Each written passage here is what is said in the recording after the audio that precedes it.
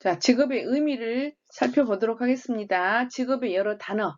우리가 흔히 job이라고 하죠. job. 직업을 뜻하는 가장 일반적인 말, job. calling이란 말이 있는데 신이 나를 불러 맡긴 일, 소명, 천직이라고 합니다. 그래서 보통 우리가 job이란 말을 많이 사용하고 있고 기독교인들, 예수님을 믿는 사람들은 calling이란 말도 많이 사용합니다. occupation, 이거 정규직이라는 뜻을 갖고 있습니다. 그 다음에 뭐 profession, 전문직, 비즈니스, 사업이나 상업을 하시는 분들을 비즈니스라고 하잖아요.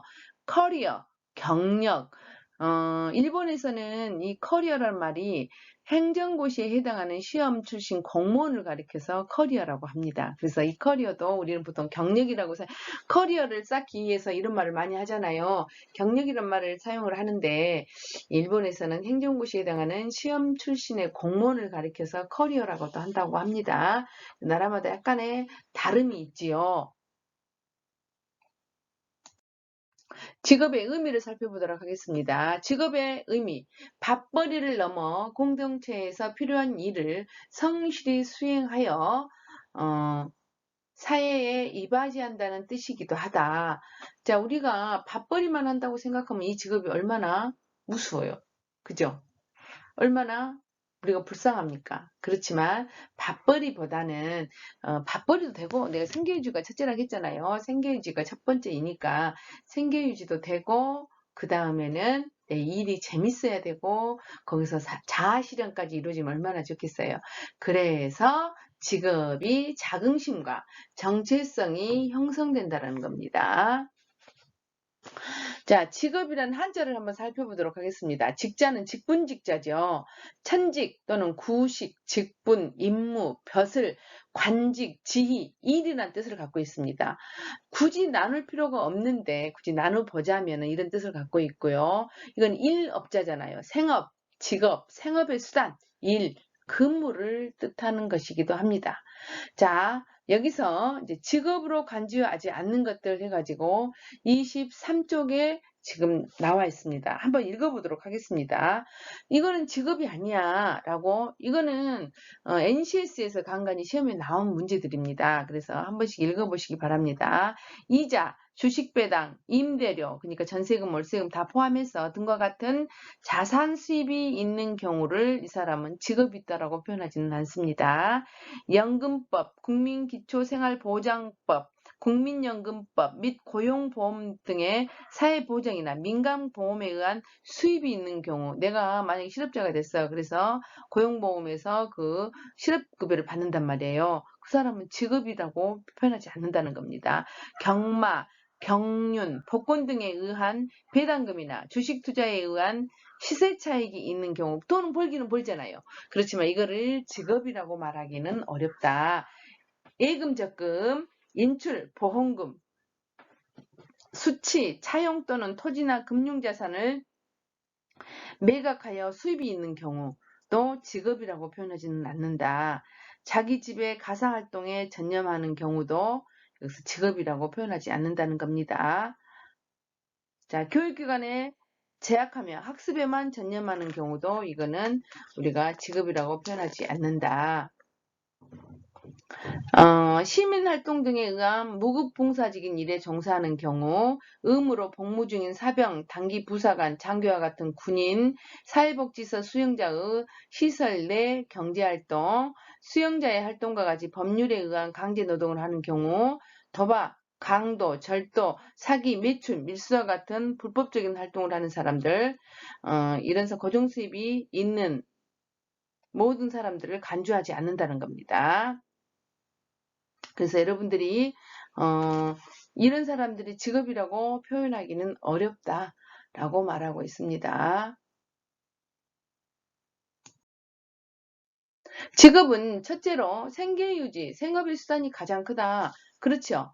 하지만 정말 먹고 살기 위해서만 일을 한다면 너무 힘이 들고 무슨 짓을 해서라도 먹고 사는 일이 먼저라고 하는, 또는 목구멍이 포도청이라고 하는 속담처럼 A범절을 거론하기 힘들어지고 직업윤리라는 것도 개입하기가 어려워진다. 사실 먹고 사는 것이 가장 중요한데 어떤 윤리를 거기서 바라겠어요. 그래서 이 직업이라는 것은 생계 유지 수단이 첫 번째이지만 그걸 넘어서야 된다는 겁니다. 직업이 삶을 영위하는 수단이 아니라 삶 자체가 되어야 한다. 직업을 통해서 내가 사회에 필요한 사람이라는 것을 깨닫게 되면 자긍심과 정체성이 생기리라고 생각합니다. 그래서 즐거움과 보람과 재미가 있어야 또한 삶이 행복하겠지요.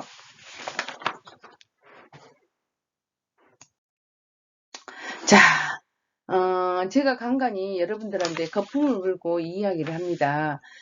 세계적 흐름, 시대적 상황 이런 것들을 조금 항상 염두에 두고 직업을 가져라고 이야기를 합니다. 세계적 흐름은 뭐냐면 우리가 지금 다문화에 살고 있잖아요. 다문화에 살고 있기 때문에 지금은 이제 코로나로 인해서 움직이지 못하고 있지만 어때요?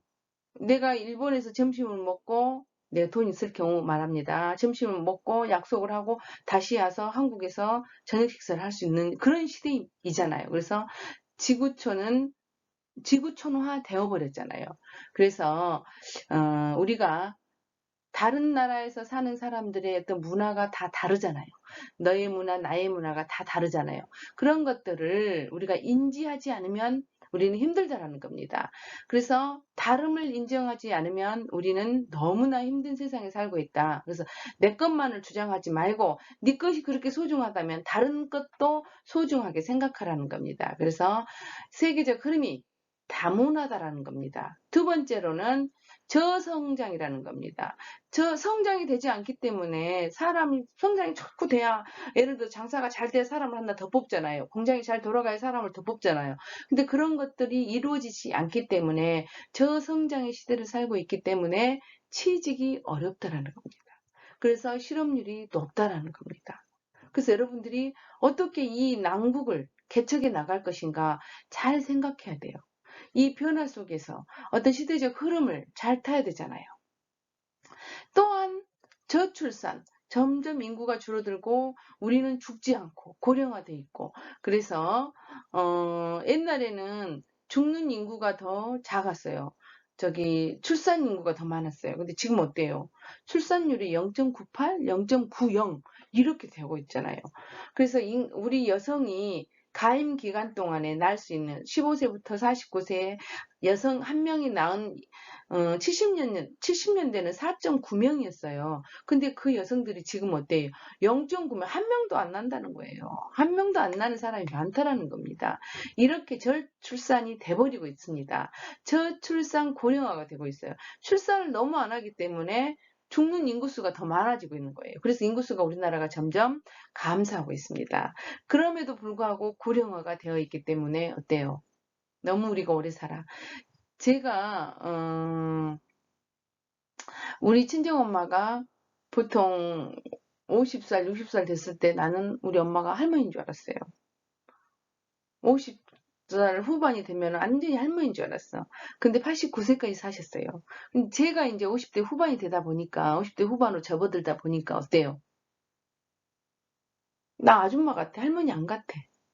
이런 생각을 하게 되잖아요. 그러면 엄마가 89세라면은 우리 세대는 20년을 더 사니까 우리는 109살까지 산다는 겁니다. 여러분들은 또 20년을 더 사니까 129살까지 산다는 겁니다. 그래서 앞으로 여러분들은 지금 의학이 발달돼서 이 코로나 때문에 우리가 예측할 수는 없지만 우리가 보통으로 생각했을 때의 수명이 여러분들은 150살까지 산다는 겁니다.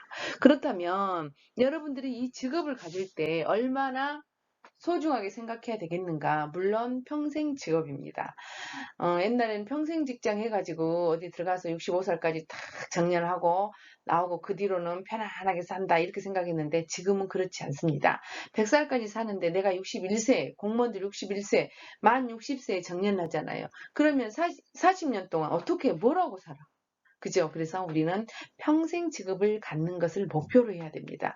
그래서 늘 변화해야 되고, 늘 공부해야 되고, 늘 깨어 있어야 됩니다. 그래서 고령화로 인해서 어때요? 지금 모든 간호학과가 제일 세잖아요. 그죠? 간호학과만 나오면 그 자격증만 있으면 무조건 취직이 되잖아요.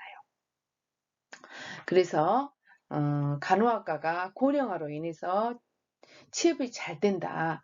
그래서 여러분들이 직업을 가질 때는 세계적 흐름을 반드시 바라는 겁니다.